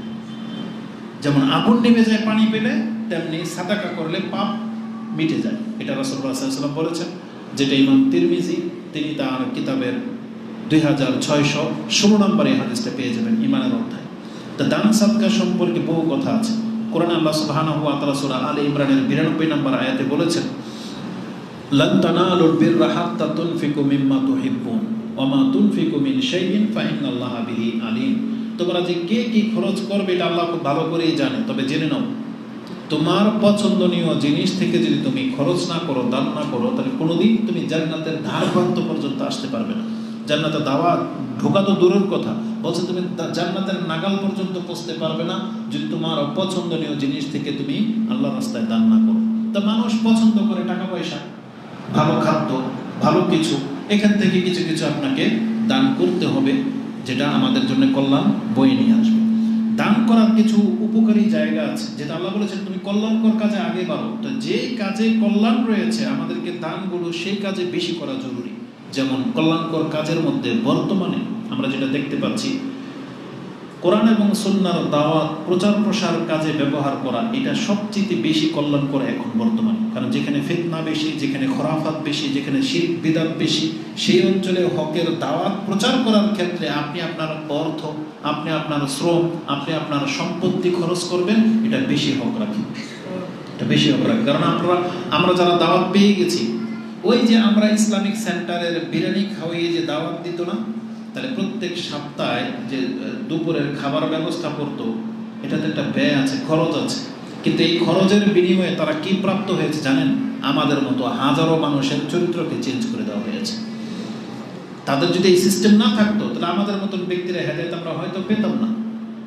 তাহলে একজন মানুষ আজকেও আপনার রায়পুরে যদি আপনি এমন একটা পয়সাওয়ালা মানুষ কি আপনাদের মধ্যে নাই? আমরা তো জানি আছে। নোয়াখালীর এই অঞ্চলটাতে, চাঁদপুর, এই রায়পুর, পয়সাওয়ালার মানুষের অভাব নাই। কিন্তু কয়জন ব্যক্তি আছে যে সে এই চিন্তা করেন যে আমি মানুষের হেদায়েতের জন্য কাজ করব, যে আমার পয়সা দিয়ে যদি একটা হেদায়েতের কাজ হয়ে যায়, একটা মানুষ যদি নামাজি হয়ে যায়, এটা আমার জন্য অনেক কিছু। এই চিন্তাওয়ালা লোক খুব কম আরবদের মধ্যে এটা আছে। আরবদের খেয়ে দিয়ে কি কাজ? কুয়েতের এক ব্যবসায়ী বাংলাদেশ ভরে মসজিদ বানায়, ওর কি কাজ? কেন করে এটা? আপনি বলবেন পাগল, প্রত্যেক মাসে একটা করে মসজিদ বানায় বাংলাদেশে। এমন লোক আছে কুয়েতের, বুঝছেন? কুয়েতি সংস্থা থেকে বহু মসজিদ বাংলার জমিনে হয়েছে। তো তার কি কাজ? তো তার কি টাকার মায়া নাই? বা তার কি টাকার গাছ আছে যে ঝুঁকি দিলে পরে? সেও তো ইনকাম করে এগুলো অর্জন করেছে। কিন্তু তারা দেখেন এক একজনের মাইন্ড এক এক রকম। আরবরা পাকিস্তানের মতন শহরে একা একটা মসজিদ করে দেয়, ফয়সালাবাদ, তারপরে আরো কত কি জায়গায় আছে একা। সৌদি আরবে এমনও জায়গা আছে একা একজন একটা মসজিদের দায়িত্ব নিয়ে নেয়। কোটি টাকার ব্যাপার, জানেন আপনি? কোটি রিয়ালের ব্যাপার। এমন এমন মসজিদ আছে সৌদি আরবে। তাহলে আমাদের এই সমাজে পয়সাওয়ালা তো আমরা সবাই আছি, তাহলে আমাদের কেন এই চিন্তাটা কেন নাই? এখানে একটা ইসলামিক সেন্টার জরুরি, যেখানে এসে এই যে যেমন আপনারা যতগুলো লোক বসলেন, আপনি আল্লাহর উপরে সাক্ষী করে বলেন তো, যতগুলো কথা বলেছেন এখন কি মন কিছুটা নরম হয়নি? তাহলে এইভাবে যখন আমরা কথা শুনতে থাকবো, লেগে থাকবো, আমাদের অন্তর নরম থাকবে। তখন আপনি কি চান না তাহলে এই কথাগুলো আশেপাশের মানুষগুলো শুনুক? তাহলে এর জন্য একটা পরিবেশ লাগবে। আর আপনি যখন হেদায়েত পেয়ে গেলেন, আপনি না হয় ইমানের জাজবায় বসলেন, সবার তো আর ইমানের জাজবাটা নাই, ওর তো পেটের একটা ব্যাপার আছে। তাহলে ওকে যদি আমরা আনতে পারি আর ইফতারির ব্যবস্থাটা করে দিতে পারি, বা দুপুরের খাবার দিতে পারি, বা রাতে আসলে ওদেরকে আমরা হালকা পাতলা কিছু নাস্তা যদি করাতে পারি, ও আসবে না কেন? আর আপনার এই হালকা নাস্তার কারণে ও যদি হেদায়েত পেয়ে যায়, আপনি কত বড় কি অর্জন করলেন বলেন তো? টাকা পয়সা তো সবারই খরচ হবেই, কিন্তু হেদায়েতের পথে কতজন আমরা আছি খরচ করি। এই জন্য কল্যাণকর একটা কাজ হচ্ছে হেদায়েতের পথে মানুষকে ডাকা। আর বাংলার জমিন যেহেতু এই প্রশাসনিক বা বিভিন্ন আপনার খরাফাত, বিভিন্ন ষড়যন্ত্রমূলক রাষ্ট্র, এই জন্য আমাদেরকে দাওয়াতি কাজ করতে গেলে একটা নির্ভরযোগ্য স্থান লাগবে। আর আল্লাহর ঘর মসজিদের চাইতে নির্ভরযোগ্য কোনো স্থান হইতে পারে না। এটা হচ্ছে কলহমুক্ত, এটা হলো ষড়যন্ত্র মুক্ত। কারণ মসজিদে যখন কোনো দাস হবে, এখন কোনো প্রশাসন এসে বলবে না যেখানে কি হচ্ছে, তোমরা কারা, জঙ্গি, উমুক তুমুক। কিন্তু এই কাজটা যদি আমরা এখন কোনো ঘরে করতাম, বলেন, তখন সম্ভাবনা ছিল কেউ আমাদেরকে ফাঁসিয়ে দেবে যে এটা জঙ্গি সংগঠন, বলবে না? প্রশাসন নিজের এসে বলবে যে তোমরা কোন গ্রুপের। কিন্তু এটা আল্লাহর ঘরে নিরাপদ, কেউ কিছু বলার নাই। এই জন্য আমি মনে করি আপনাদের রায়পুরের মসজিদ হওয়াটা খুবই জরুরি, যেই মসজিদটা কোরআন সুন্নাহ ভিত্তিক চলবে। আর আলহামদুলিল্লাহ দেখতে পেলাম এই যে আব্দুল ইবনে আব্বাস রাদিয়াল্লাহু তাআলা আনহুর নামে যে মসজিদটা আপনারা করার উদ্যোগ নিয়েছেন, এটা প্রশংসনীয় উদ্যোগ। তবে সংখ্যাটা দেখছেন কত অ্যামাউন্ট, 1 কোটি টাকা। এটা বর্তমান বাজার অনেকের কাছে কিছুই না, কিন্তু আপনার আমার জন্য অনেক কিছু, অনেক। তো এবার বলেন তো আপনার পকেট অনুযায়ী 1 কোটি টাকা কত দামি? এখন এই 1 কোটি টাকা হলেই মসজিদটা হবে, তারপর আরো খরচ আছে। কিন্তু আপনি বলেন তো দেখি, এখন আমরা যদি সবাই মিলে এই অংশে না নেই, তাহলে 1 কোটি টাকা কোত্থেকে আসবে? আর যদি কারো জানা থাকে বলেন রায়পুরের কোন জঙ্গলটা খুঁজলে নিচে কিছু পাবো, আমরা খোঁজা শুরু করে দিই, তাহলে আপনার টাকা লাগবে না। আল্লাহ সুবহানাহু ওয়া তাআলা গুপ্ত দম দিয়ে এগুলো করাতে চাননি, বরং আল্লাহ চেয়েছেন আমাদের পকেটের টাকা দিয়ে এই ঘর হোক না টিনের বেড়া, হোক না সুনের বেড়া, কিন্তু আল্লাহ চায় যে তুমি এটা করে তুমি জান্নাত নিয়ে নাও। কারণ আল্লাহ বলেন মান বানা মাসজিদান লিল্লাহি বানাল্লাহু লাহু বাইতান ফিল জান্নাহ, যেই ব্যক্তি আল্লাহর জন্য ঘর বানাবে, আল্লাহ তাকে জান্নাতে বাড়ি দেওয়ার ওয়াদা করে দিয়েছে। ওসমান রাদিয়াল্লাহু তাআলা মসজিদে নববী থাকা সত্ত্বেও ওসমান রাদিয়াল্লাহু তাআলা মসজিদ নির্মাণ করলে অন্যান্য সাহাবীরা আপত্তি জানিয়েছিলেন, তাবিঈরা আপত্তি জানিয়েছিলেন যে মসজিদ, রাসূলের মসজিদ থাকা সত্ত্বেও আপনি মসজিদ বানাবেন। তখন ওসমান রাদিয়াল্লাহু তাআলা এই হাদিসটাই বলেছিলেন, কারণ আমি তো বানাবো আমার স্বার্থে, আমার নবীর হাদিস আছে যে রাসূল বলেছেন মান বানা মাসজিদান লিল্লাহ বানাল্লাহু লাহু বাইতান ফিল জান্নাহ, আমি যদি মসজিদ বানাই তাহলে আল্লাহ আমাকে জান্নাতে ঘর বানিয়ে দিবেন। আর মসজিদে নববী রাসূল বানিয়ে গেছে, আল্লাহ তাকে দিবেন, তা আমি কি পেলাম? এই জন্য তিনি আবার মসজিদ বানিয়েছেন, কেউ কি বাধা দেওয়ার নাই। দেখেন, অথচ মসজিদ থাকার পরেও মসজিদ অনেকে আপত্তি তোলে না। আপত্তি তোলার কিছু নাই, প্রত্যেক অলিতে গলিতে মসজিদ থাকবে, যে নেকি চায় তারই উচিত মসজিদ বানানো, কিন্তু রেশারেশি করে না যে অমুক বংশের মসজিদ আমাদের বংশেরটা থাকবে, ওটা হানাফি আমরা হানাফি না, এরকম না। একটা সমাজে মসজিদ থাকাটাই জরুরি, সেটা আল্লাহ যেই মতবাদের উপরেই হোক, মসজিদ থাকাই জরুরি। কিন্তু যখন সেই মতবাদ হয়ে যাবে গুমরাহি, আপনি আপনার মতো করে সালাত করতে দেবে না, তখন গিয়ে আরেকটা মসজিদ বানানোর প্রয়োজন দেখা দেয়, বিশৃঙ্খলাকে এড়ানোর জন্য। তাহলে আপনি যে মতবাদ গ্রহণ করেছেন, আপনার মতো করে আপনাকে ইবাদত করতে হবে, যেটা কোরআন এবং সুন্নাহর সাথে সবচেয়ে বেশি মিলে যায়। আর যখন আমাদেরকে বাধা দেওয়া হচ্ছে, তখন আমাদেরকে নিজস্ব মসজিদ করার প্রয়োজন দেখা দিয়েছি বিদায় এটা আমরা প্রয়োজন বোধ করতেছি। আর যেই জায়গাটাতে মসজিদের জায়গা কিনা প্ল্যান করা হয়েছে, 20 লাখ টাকা দেওয়া হয়ে গেছে, এর আশেপাশে তো মসজিদ নাই, এটা তো বাজার এরিয়া, এখানে তো মসজিদ জরুরি। তাহলে এই জন্য কতটা উপকারী যে আপনাকে এই জায়গাতে অংশ নেওয়া। অতএব 1 কোটি টাকা অনেক বড় একটা ব্যাপার, মাত্র 20 লাখ টাকা জমা হয়েছে। এবং আমি শুনেছি যে আপনাদের অনেকে আছেন যে কিছু না কিছু দেওয়ার ওয়াদা করেছেন। দেখেন, এটা একটা মারাত্মক ব্যাপার। কিছু দিলেন এক জিনিস, কিছু দেওয়ার ওয়াদা করলেন, আপনার ওয়াদার ভিত্তিতে কিন্তু আমি আগে বেড়েছি। এটা হলো ওই রকম যে আপনি আমাকে জিহাদের মাঠে নামিয়ে দিয়ে পেছন দিকে সরে গেলেন, এটা কিন্তু চরম অপরাধ, এটা মুনাফিকদের লক্ষণ। এমনটা করবেন না।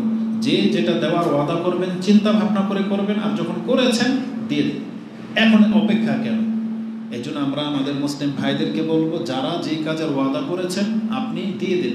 আপনার কাছে অল্প অল্প আসতেছে, অল্প অল্পই দিতে থাকেন, যাতে করে আপনি আপনার ওয়াদাটাকে পুরা করতে পারেন। আল্লাহ সুবহানাহু ওয়া তাআলা কিন্তু এটা খুব কঠোরভাবে কোরআনে বলেছেন, আউফু বিল উকুদ। আল্লাহ বলেছেন ইয়া আইয়ুহাল্লাযিনা আমানু আউফু বিল উকুদ, তোমরা যার সাথে যে অঙ্গীকার করো সেটা কিন্তু পুরো করো। এটা সূরা মাইদার প্রথম আয়াত, যে আল্লাহ বলেছেন তোমরা তোমাদের কৃত ওয়াদাটাকে পুরো করো। বনি ইসরাঈলরা ওয়াদা পুরো করতো না, আল্লাহ কিন্তু তাদেরকে তিরস্কার করেছে। এই জন্য আমি আর কথাকে লম্বা করব না। এই যে মসজিদটা হচ্ছে আব্দুল্লাহ ইবনে আব্বাস রাদিয়াল্লাহু তাআলা আনহুমার নামে, এটা অনেকটা কল্যাণকর। অবশ্যই আমাদেরকে মসজিদ দরকার, আর মসজিদ হলে আপনার প্রশান্তির জায়গা, মসজিদ হলো আমাদের ক্ষমার জায়গা। আপনি যত হেঁটে যাবেন পাপ মাফ হয়ে যাবে।